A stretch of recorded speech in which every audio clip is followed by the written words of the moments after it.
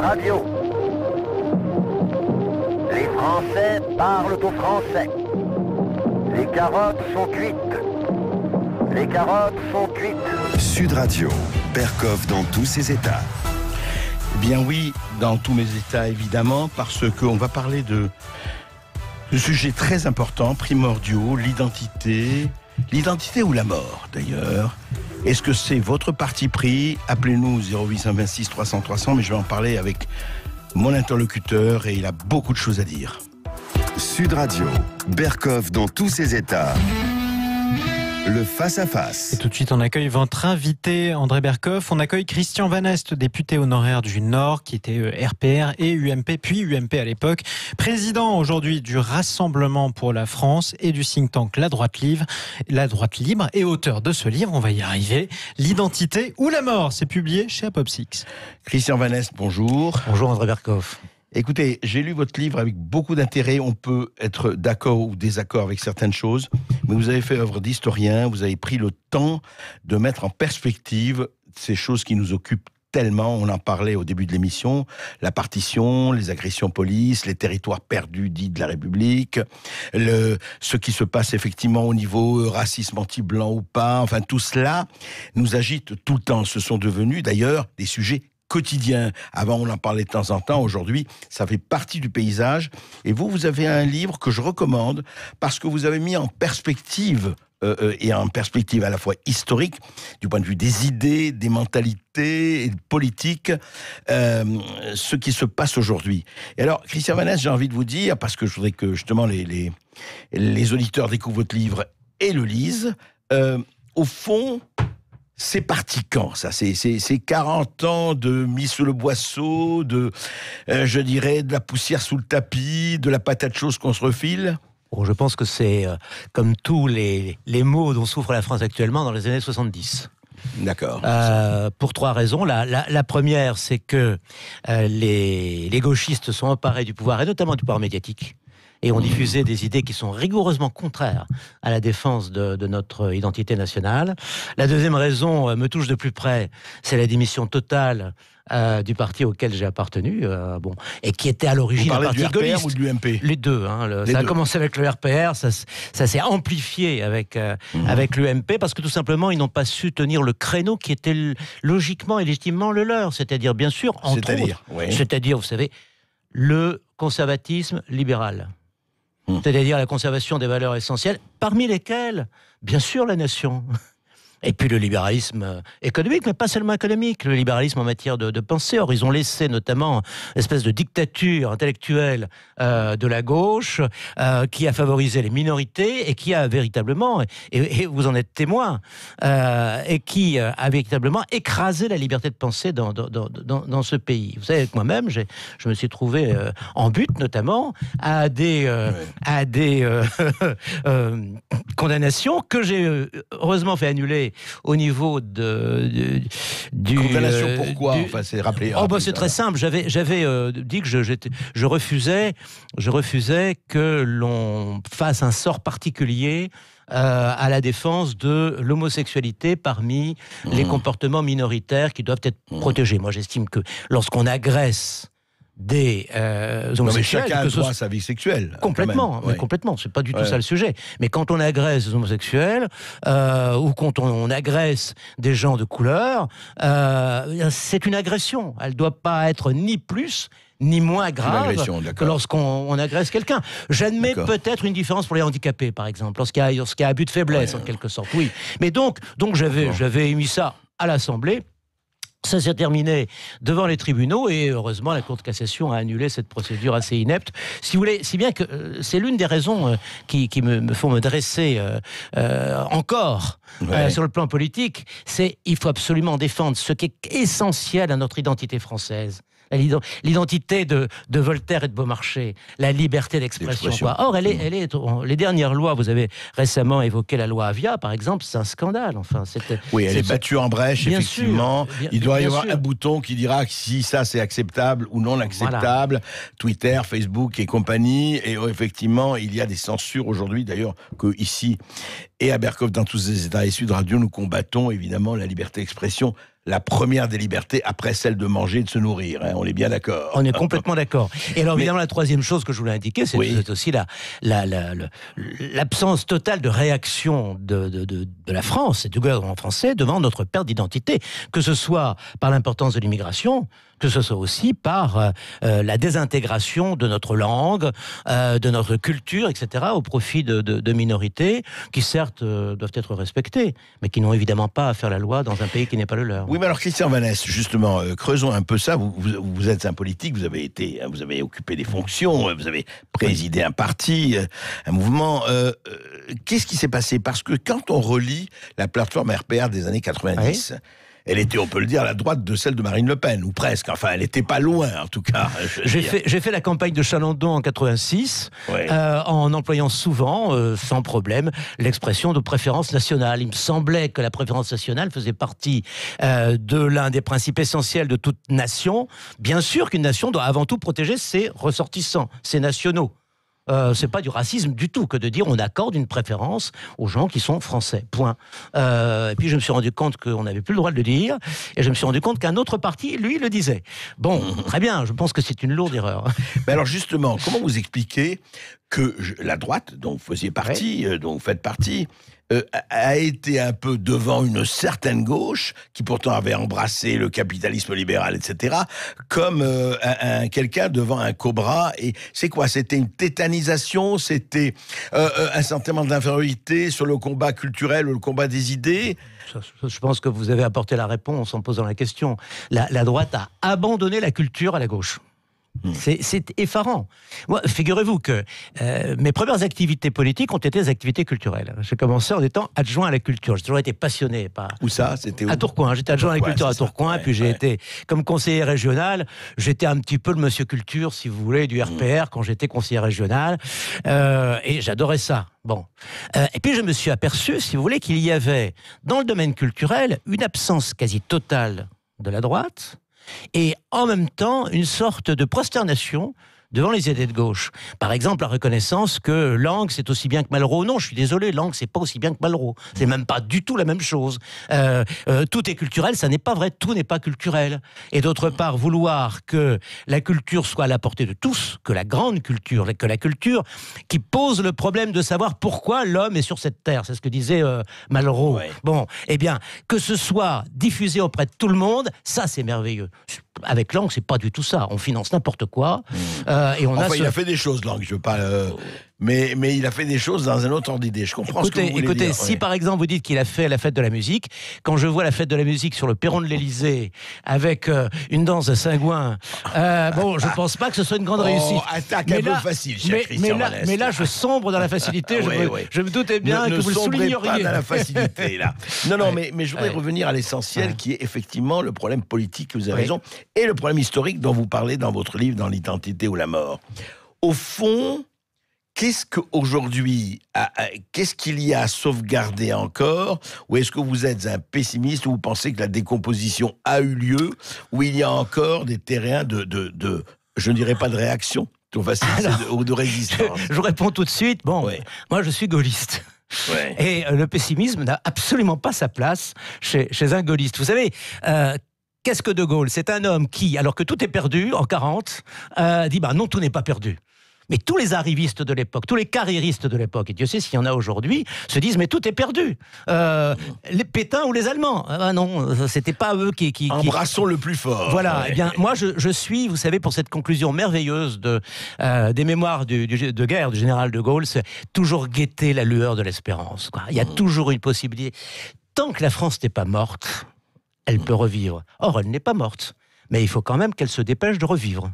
Et alors, justement, vous parlez du combat des idées, etc. Oui. Depuis quelques années, quand même, ça bouge. C'est-à-dire, ce n'est plus un monopole de telle ou telle faction des idées. On s'exprime, on a vu, il y a des livres qui ont eu un très grand succès et qui vont à l'encontre des idées reçues ou des idées communément admises. Est-ce que pour vous, aujourd'hui... pour résumer, est-ce que pour vous aujourd'hui, en politique, je ne dis pas que c'est fichu, c'est jamais fichu, mais en ce moment, c'est pas le politique qui domine, le combat doit être au niveau des idées, au niveau des actions, et de quelles actions? Alors, au niveau politique, pour l'instant, nous sommes dans la pire des situations. C'est-à-dire que l'Élysée est occupé par un personnage qui est hostile à toute défense de l'identité nationale. C'est quelqu'un qui, manifestement, est favorable, sans doute à terme, à un gouvernement mondial, le gouvernement de ses amis, complet, ouais. qui est favorable à une Europe fédérale dont nous ne voulons évidemment pas, et qui n'est absolument pas prête d'ailleurs à devenir fédérale, l'Europe. C'est quelqu'un qui manifestement favorise les dérives minoritaires sur le plan sociétal. C'est donc quelqu'un qui, sur tous les fronts, combat ce que nous défendons, c'est-à-dire la défense d'une part de la souveraineté nationale et d'autre part de l'identité, qui sont indissociables. Parce qu'une nation, moi je pense toujours à Philippe Séguin, une nation est indispensable pour que chacun de nous se dépasse, ancre son identité dans un destin qui le dépasse. C'était ça l'idée. Oui, donc une nation signifie des frontières. Ah, bien sûr, bien sûr. Ça. Et alors, oui, pardon. Et aujourd'hui, alors en politique, vous voyez quoi comme solution ? Je crois que la seule solution se trouve dans l'union de tous ceux qui défendent la souveraineté, l'identité. Personnellement, depuis un certain temps déjà, je n'ai jamais écarté l'idée d'une alliance entre les mouvements auxquels j'ai appartenu, les gaullistes en particulier, et puis le Rassemblement national. C'était difficile à l'époque où notamment il y avait encore au Front National des gens, même Jean-Marie Le Pen n'était pas vraiment ce cas-là. Il faisait des dérapages absolument ineptes. Hein, bon. Mais il y avait encore des pétainistes, par exemple. Bon, évidemment, moi, c'est Maurice Schumann, qui est un homme dont j'étais très proche, qui me disait, vous comprenez, on peut avoir de bonnes relations avec les gens qui ont défendu l'Algérie française, pas avec ceux qui ont trahi en 40, quoi. Et ça, j'admets parfaitement c'est votre position. C'est complètement ma position, mais bon, ils sont plus là maintenant. Ouais. Je veux dire, donc le problème est réglé. Manifestement, les positions qui sont actuellement prises par le Rassemblement national sont tout à fait compatibles. Et vous l'avez souligné à juste titre avec celles que je défendais pour ma part quand j'étais membre du RPR. Donc je vois vraiment aucune raison pour laquelle on ne fasse pas une sorte de grand parti de droite. Il faudra surmonter la querelle des égos. Le tout à l'ego, comme on dit. Alors ça, le tout à l'ego, malheureusement, il fonctionne à plein de tubes, si vous me permettez l'expression. En France, par exemple, je suis frappé de voir que dans les mouvements auxquels j'ai participé plus récemment, c'est tous ceux qui ont été menés par exemple, l'initiative de Robert Ménard, au Stade droite, le rassemblement de Béziers, etc.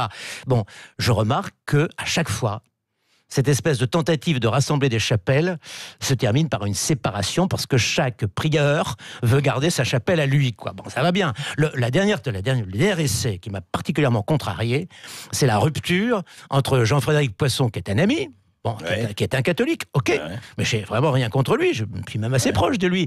Et puis, un autre ami qui lui est un gaulliste qui préside Debout la France. Nicolas Dupont-Aignan. Dupont-Aignan. Et ils se sont séparés. Pourquoi au moment des européennes ? J'ai toujours pas compris, moi. Si vous voulez. Et ça me désole, parce que si on continue comme ça, alors là, pour le coup, c'est foutu. Et donc, là, en politique, effectivement, il y a du pain sur la planche. Et sur le plan, alors je vais vous dire, des citoyens, est-ce que vous n'avez pas l'impression aussi, parce que vous parliez ici, mais vous parliez de toute cette France et de tous ces Français, d'ailleurs depuis Voltaire, des Lumières, et même avant, sous les rois, qui ont toujours réagi, la Renaissance, il ne faut pas revenir, il faut lire ce livre, il y a énormément d'exemples effectivement, quand ça n'allait pas, des gens qui ont fait front, comme on dit, au bon sens du terme. C'est le même, ce qu'il y a d'essentiel dans le gaullisme, ça. C'est l'idée, si vous voulez, de retrouver cette énergie qui permet à un pays de se sortir de la nasse. Il y a une date, moi, qui m'a toujours beaucoup marqué. C'est une bataille que personne ne connaît, mais j'y suis sensible parce qu'elle a eu lieu dans le Nord. C'est la bataille de Denain. Ça se passe en 1700. C'est Villars, vous avez tout à fait raison. C'est 1712. La France est par terre, hein. Elle est envahie, le roi est ruiné, en plus il fait très froid, tout le monde meurt de faim, etc. Bon, et puis là il y a un élan extraordinaire, ce que les Italiens appelaient quelques siècles plus tôt la Furia Française. Hein. Et bon, les Français foncent, écrasent complètement les impériaux, et la guerre s'arrête parce qu'effectivement la victoire a été tellement forte que les adversaires n'ont plus les moyens de continuer.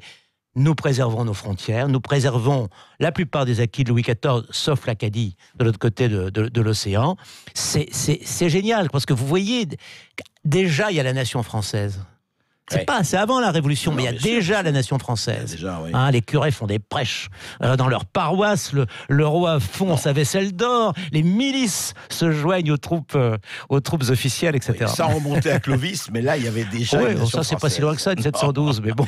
Mais mais tout à Puis fait. c'est chez moi, en gros.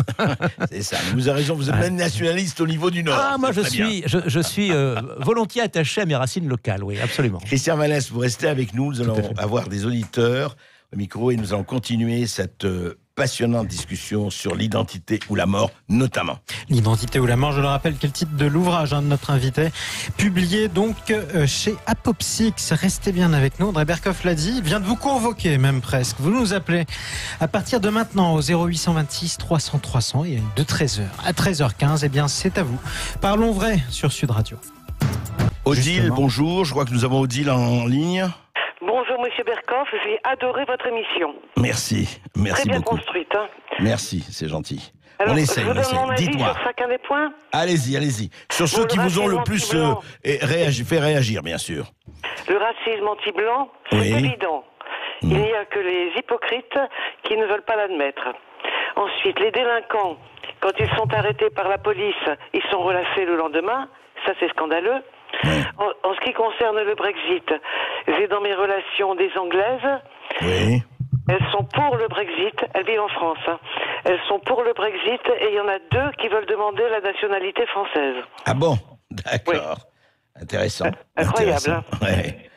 Bon, Et- après, Monsieur Vanneste, j'ai adoré son intervention.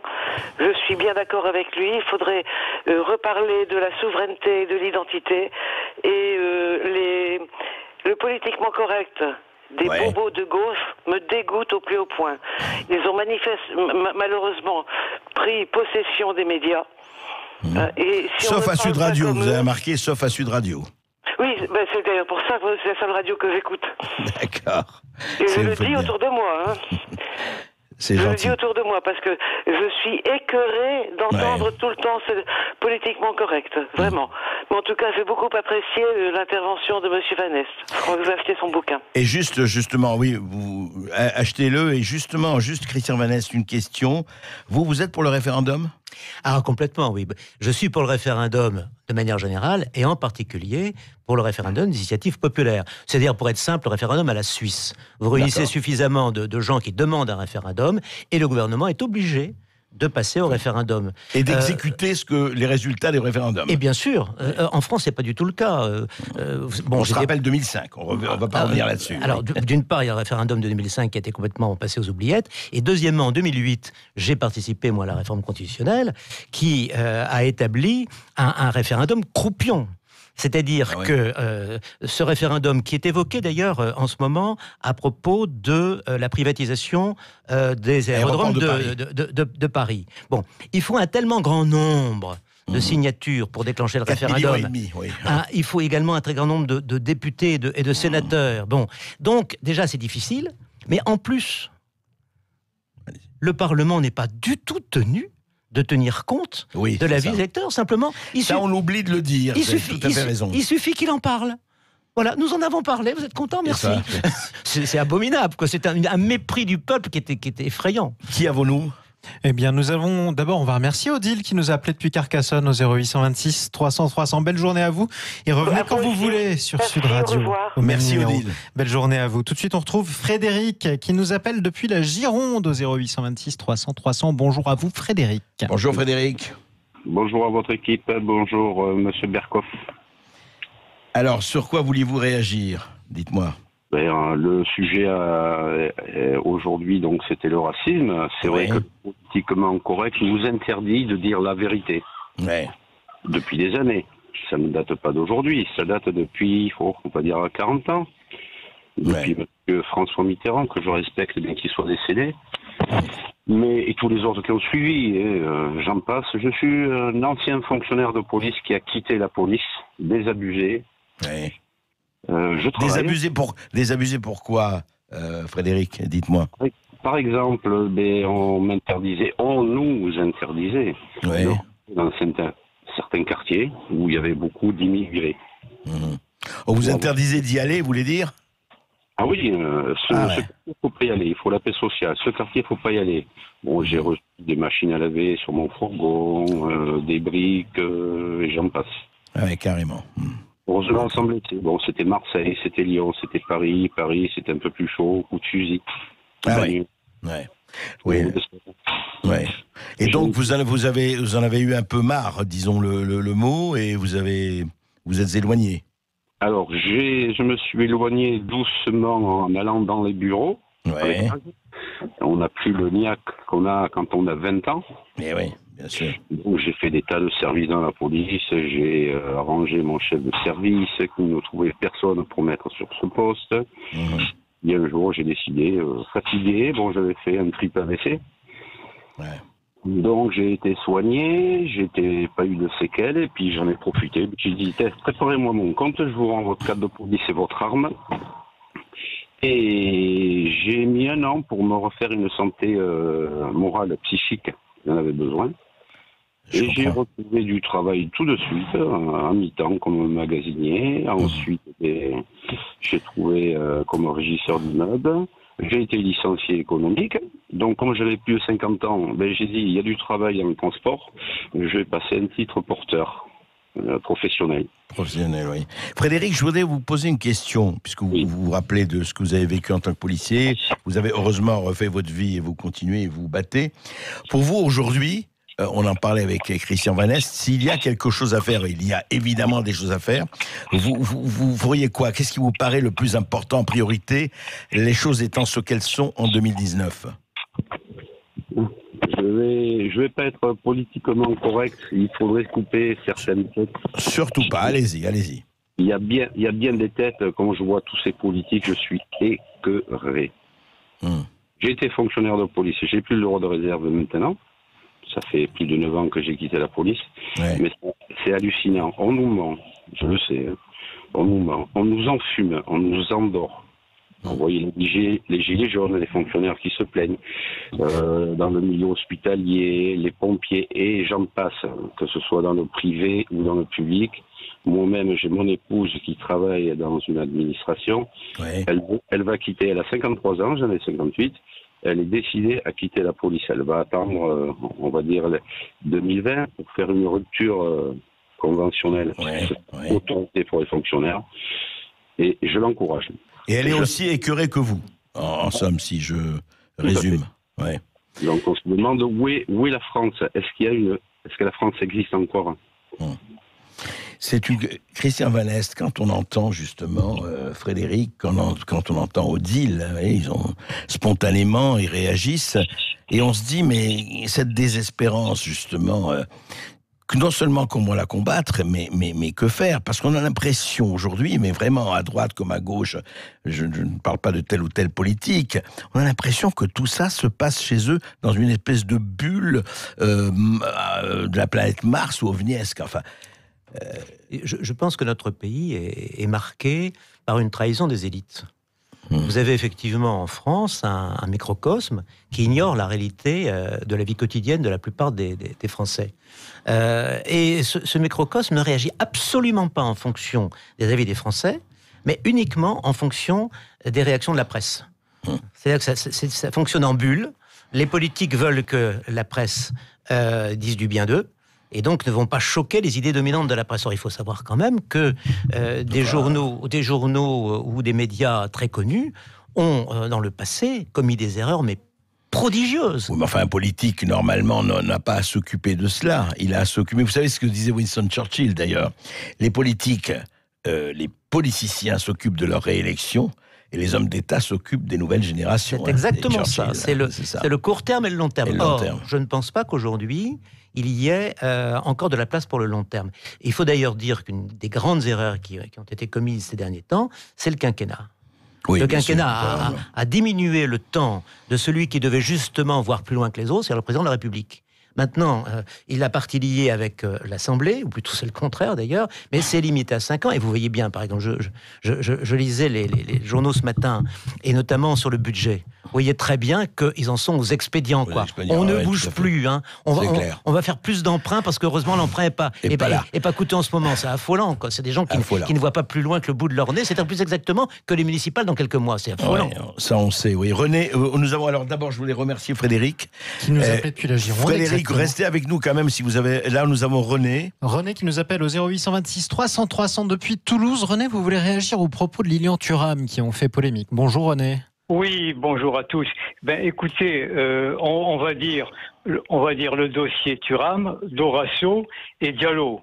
Et maintenant Pierre Ménès. Alors finalement, depuis la finale de la Coupe du Monde 98, tout l'ensemble journalistique et les footeux savaient que Thuram avait une obsession, c'est de défendre, selon lui, la défense des Noirs qui seraient opprimés en France et en Europe, par rapport, selon lui toujours, à ce qui s'est passé au XVIIIe siècle. Bon, on était tous au courant de cela. Et là-dessus, vient inévitablement, avec les propos qu'il a tenus, polémique. Ouais. Et aujourd'hui, finalement, c'est Pierre Ménès que l'on ne peut pas accuser. Pierre Ménès a toujours défendu les joueurs de quel qu'il soit, bien sûr. De naissance maghrébine ouais. et de naissance des différents pays d'Afrique. On ne peut pas lui reprocher ça, bien au contraire. Et aujourd'hui, selon certains éditorialistes, ce serait Pierre Ménès le coupable dans cette affaire. Alors, c'est quand même un peu fort. Ouais, vous avez raison, René. Vous avez raison, parce que là, c'est pour ça que je l'ai dénoncé dans Berkoff dans tous ses états. Frédéric, vous êtes toujours avec nous ? Bonjour. Frédéric, est-ce qu'aujourd'hui vous disiez que, évidemment qu'on n'est pas politiquement correct ici, vous avez écouté aussi Christian Vanesse qui a réagi, au fond vous pensez que le référendum, etc., s'il était appliqué comme en Suisse et ailleurs, est-ce qu'il n'y a pas, moi la question que j'ai posée, est-ce qu'il n'y a pas un peuple ou une partie du peuple qui s'est résigné, qui dit bon, on ne peut pas faire autrement, personne ne peut réagir, donc on est chacun chez nous, qu'est-ce que vous voulez que je fasse contre une puissance tellement importante? Est-ce que vous pensez que le peuple français est en hibernation, j'exagère à dessein, ou qu'il y a des réveils possibles et évidemment souhaitables? Non, le peuple français n'est pas en état d'hibernation, il est simplement enfumé. On ne lui fait pas voir la réalité des choses. Moi, mon ex-épouse, que j'ai quittée il y a 19 ans, oui. Elle avait une autre optique. Elle était plutôt, on va dire, gauche. Oui. Moi, j'étais plutôt droite. D'accord. On discutait, on échangeait ensemble. D'accord ? On peut discuter ensemble. Elle a décidé, depuis 5-6 ans, comme elle voit que la France se dégrade au niveau économique, au niveau social, les entreprises, les patrons du CAC 40, l'essence qui augmente, on l'a vu avec les gilets jaunes, l'essence monte, descend, le pétrole aussi, on fait ce qu'on veut. Hein ? Elle a décidé de partir à l'étranger. Moi, je resterai en France jusqu'au bout. D'accord. Ouais. J'ai été un ancien militaire. Hein. Ouais. J'ai été sur des théâtres d'opération à l'extérieur à l'âge de 17 ans et demi. C'est mon père qui a signé mon contrat. J'ai embrayé après dans la police, l'uniforme, vous voyez, j'ai toujours eu, comme on dit, excusez-moi de le dire, la République. Ouais. Je suis pas un Français de pure souche. Je suis d'origine alsacienne et du temps où l'Alsace faisait partie de la Prusse. Oui. Vous voyez ? Donc, vous êtes presque un travailleur immigré. Je suis immigré, mais je me sens plus français que la plupart des étrangers qui viennent en France et qui ont les deux nationalités. Ils jouent sur deux tableaux. Moi, je suis un ancien allemand ou prussien, on va dire. J'aime bien l'Allemagne, je la supporte plus que la France. Quand on voit dans une équipe de France où c'est vrai. Frédéric, je vais finir. parce que on doit les équipes africaines. Il n'y a pas un blanc. Pourquoi ? Ah si, l'entraîneur. Didier Deschamps. Merci Frédéric, en tout cas merci de vos témoignages à Odile, à Frédéric, à tout le monde, et continuez, on se retrouve très vite demain. Et on aurait pu citer Antoine Griezmann quand même, par exemple, juste malgré tout. Bon, quoi qu'il en soit, André Berkoff revient demain en direct sur Sud Radio à midi. Rendez-vous comme chaque jour, de midi à 13h15. À suivre, Jacques Pessis pour les clés d'une vie.